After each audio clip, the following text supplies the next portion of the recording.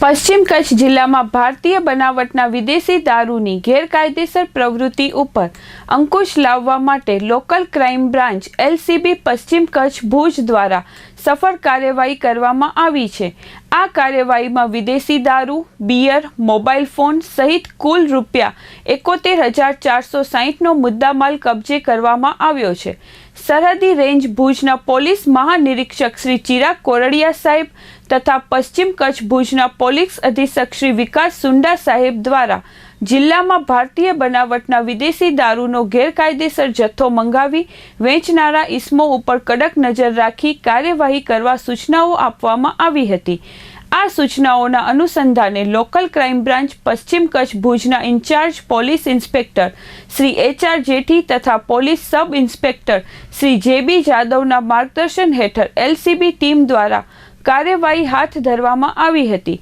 LCB ટીમના ASI Pradyumansinh Gohil, police head constable Rajdeepsinh Gohil તથા police constable Maheshkumar Chauhan Mundra taluka વિસ્તારમાં પેટ્રોલિંગમાં હતા।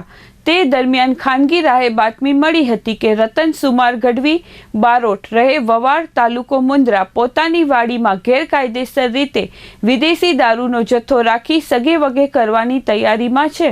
મળેલી બાતમીના આધારે વડાલા ગામની સીમમાં આવેલ વાડીમાં તપાસ કરતા ભારતીય બનાવટના વિદેશી દારૂનો મોટો જથ્થો મળી આવ્યો હતો, જેથી આરોપી વિરુદ્ધ કાયદેસરની કાર્યવાહી કરી મુન્દ્રા મરીન પોલીસ સ્ટેશનમાં ગુનો રજિસ્ટર નંબર 460/2025 થી ગુજરાત પ્રોહિબિશન એક્ટની કલમ 65A81 મુજબ ગુનો નોંધવામાં આવ્યો છે।